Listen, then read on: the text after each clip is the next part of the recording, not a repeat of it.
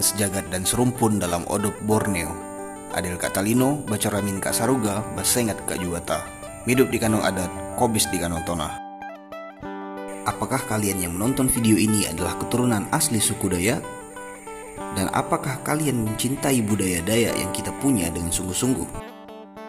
Apabila suatu saat nanti ada teman-teman kita yang berasal dari luar Dayak yang penasaran dengan suku Dayak beserta asal-usulnya, apakah Anda dan saya sebagai keturunan asli suku Dayak dapat menjelaskannya secara lisan dan jelas?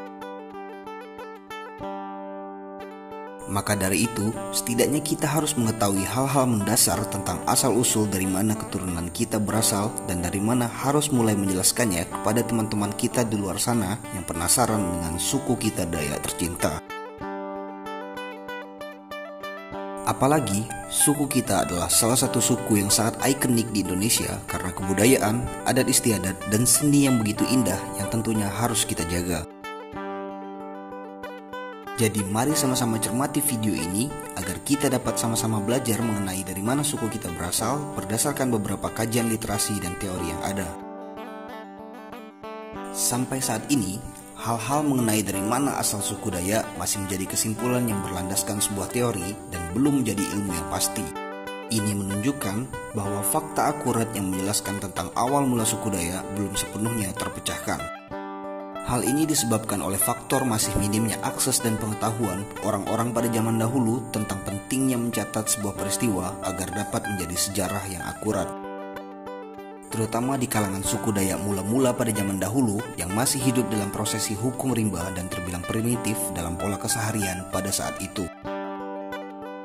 Maka, untuk mempelajari tentang asal-usul suku Dayak yang bisa kita terima dengan logika sederhana kita adalah dengan memanfaatkan kajian literatur yang telah ditulis oleh para ilmuwan dan para ahli-ahli yang telah meneliti tentang suku Dayak beberapa waktu setelahnya.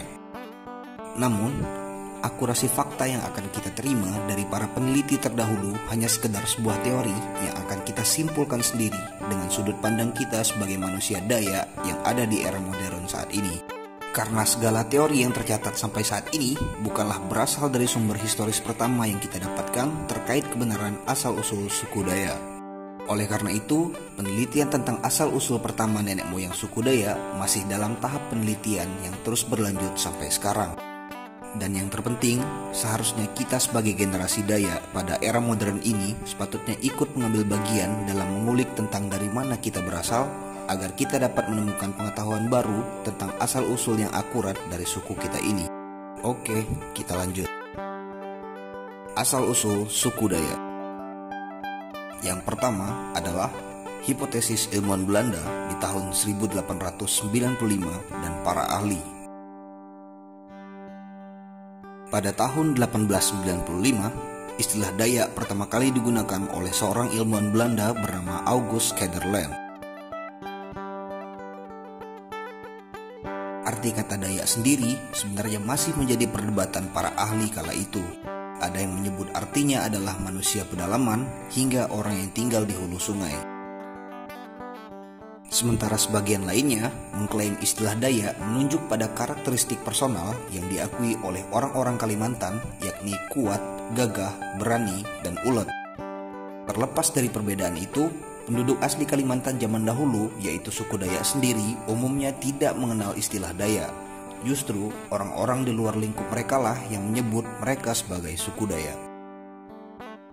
Kesimpulan dari beberapa sudut pandang yang telah dikemukakan oleh para ahli pada saat itu menghasilkan hipotesis bahwa Dayak adalah salah satu kelompok suku asli terbesar dan tertua yang mendiami Pulau Kalimantan.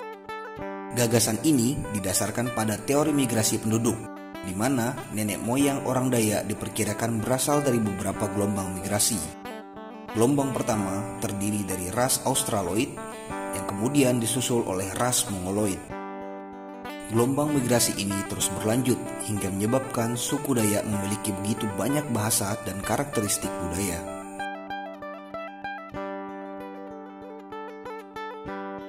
Yang kedua, teori Commons tahun 1987. Pada tahun 1987, Michael Cornelis C. Commons yang merupakan seorang misionaris sekaligus uskup kedua Samarinda pada saat itu, menulis sebuah buku yang berjudul Manusia Daya, Sekarang dan Masa Depan.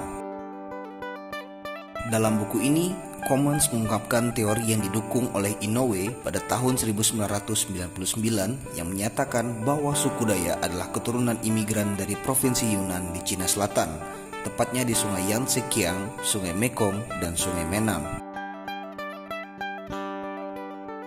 Sebagian dari kelompok imigran ini, yaitu nenek moyang orang Dayak, menyeberang ke semenanjung Malaysia dan melanjutkan perjalanan dengan menyeberang ke bagian utara Pulau Kalimantan. Penjelasan ini juga diperkuat oleh pernyataan salah satu tokoh Dayak Kayan yang menjelaskan bahwa suku Dayak merupakan ras Indochina yang bermigrasi ke Indonesia. Nah, kedua teori di atas adalah beberapa teori dari sekian banyak teori dan hipotesis yang telah ada dalam penjelasan tentang asal-usul suku Dayak ini. Teori mana yang lebih dapat kita terima? Maka dari itu, siapkan kopi dan rokok Anda sekalian untuk meresapi penjelasan lanjutan yang akan kita paparkan kali ini. Gimana? Udah dibakar rokoknya? Oke, lanjut. Pada umumnya, mayoritas penduduk kepulauan di Nusantara menggunakan bahasa Austronesia yang berasal dari Taiwan. Menurut perkiraan, sekitar 4.000 tahun yang lalu, sekelompok orang Austronesia secara bersama-sama pindah ke Filipina. Lalu, sekitar 500 tahun kemudian, bermigrasi ke daerah selatan menuju ke kepulauan Indonesia.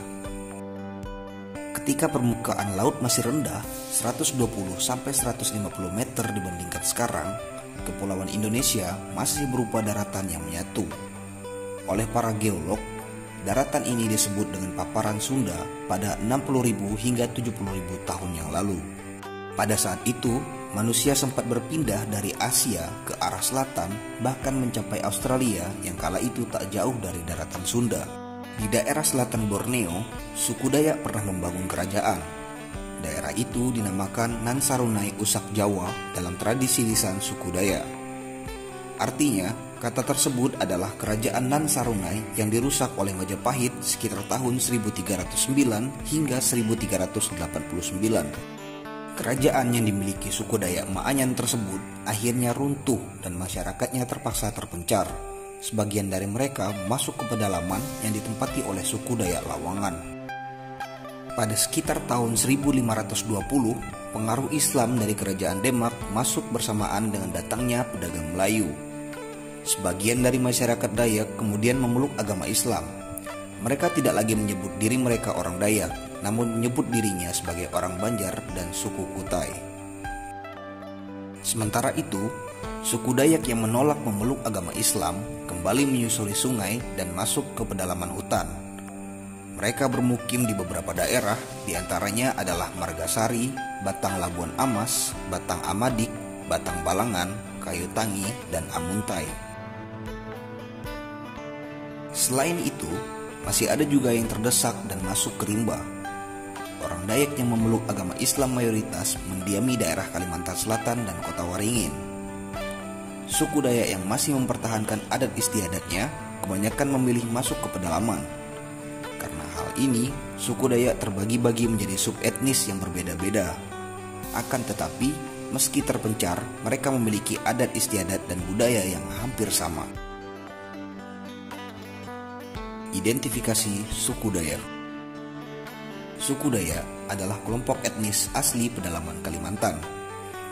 Etnis Dayak tersebar di seluruh pulau Kalimantan, baik daerah yang masuk kekuasaan Indonesia maupun Sabah dan Sarawak yang merupakan wilayah Malaysia, serta di Brunei Darussalam.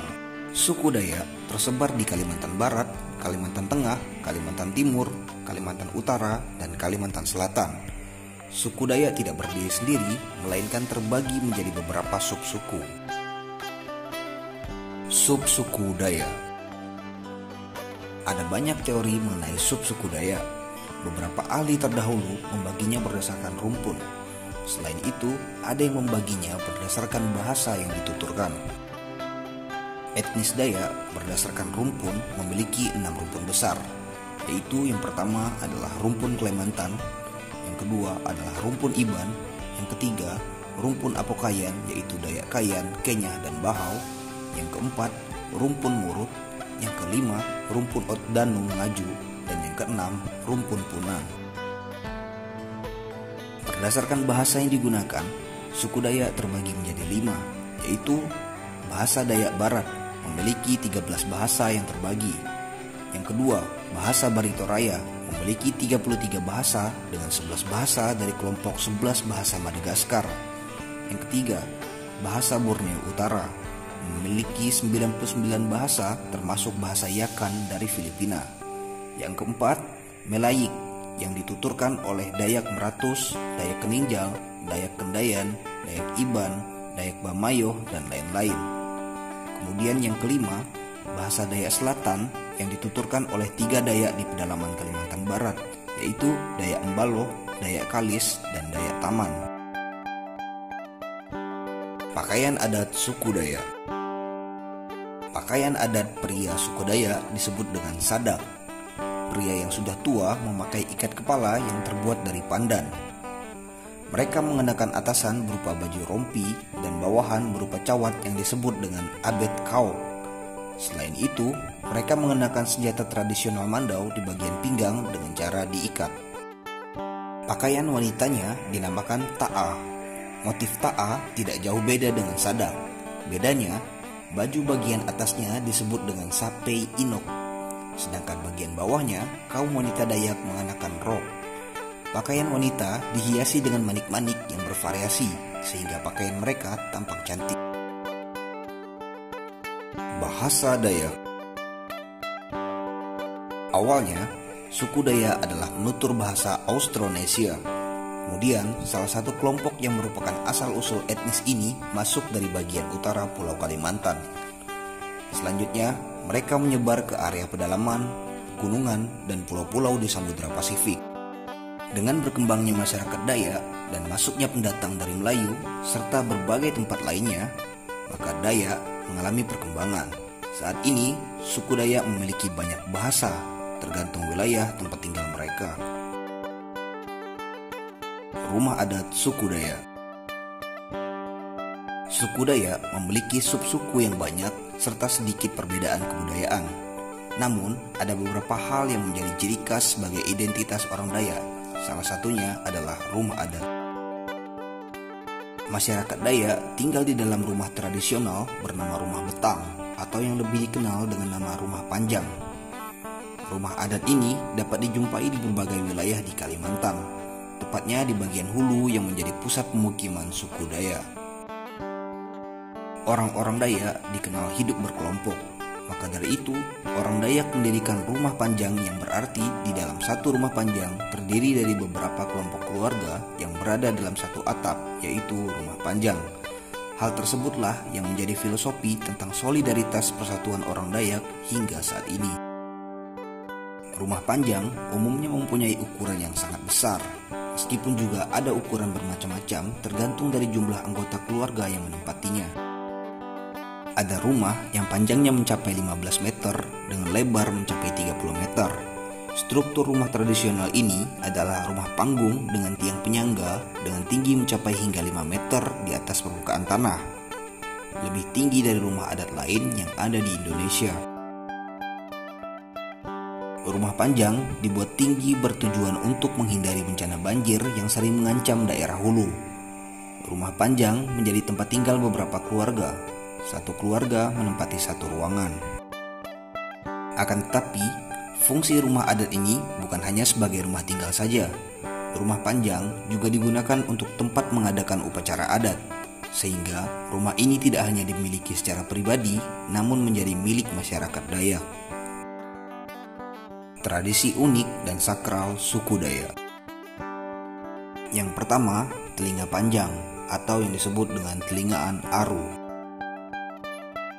Orang-orang suku Dayak memiliki tradisi yang cukup unik, yaitu memanjangkan telinganya, atau yang secara garis besar disebut telingaan aru, dan dalam bahasa kami Dayak Kualan adalah ngkomuh koping. Tradisi ini hanya dilakukan oleh perempuan Dayak dan hingga saat ini juga dilakukan oleh lelaki Dayak. Dulu, tradisi ini menjadi sebuah anggapan ketika seorang perempuan Dayak memiliki telinga panjang, maka ia akan terlihat semakin cantik. Selain karena kecantikan, memanjangkan kuping juga disebut sebagai tradisi untuk menunjukkan status kebangsawanan serta melatih kesabaran. Untuk memanjangkan telinga, perempuan suku Dayak biasanya menggunakan logam sebagai pemberat yang disimpan di bawah telinga atau tempat memasang anting-anting. Bagi perempuan Dayak, diperbolehkan untuk memanjangkan telinga hingga dada, sedangkan laki-laki Dayak diperbolehkan memanjangkan telinga hingga mencapai bawah dagu. Yang kedua, tato. Tradisi kedua dari masyarakat suku Dayak ialah tato yang menjadi simbol dari kekuatan serta hubungan mereka dengan Tuhan, perjalanan kehidupan, dan lain sebagainya. Hingga kini, tradisi tato masih dimiliki dan dilakukan oleh masyarakat suku Dayak. Menggambar tato tidak hanya dilakukan oleh laki-laki saja, akan tetapi juga perempuan Dayak. Proses pembuatan tato yang dilakukan oleh masyarakat suku Dayak pun terkenal, sebab mereka masih menggunakan peralatan sederhana di mana orang yang akan ditato hanya akan menggigit kain sebagai pereda sakit dan tubuhnya akan dipahat menggunakan alat tradisional. Oke, mungkin sekian dulu video yang bisa disampaikan. Untuk kelengkapan videonya akan kita lanjutkan di part-part berikutnya. Terima kasih telah menonton. Jangan lupa untuk subscribe, like, dan komen video ini. Apabila video ini bermanfaat, silahkan kalian share video ini agar kita dapat bersama-sama mendapatkan informasi yang menarik seputar suku Dayak. Terima kasih.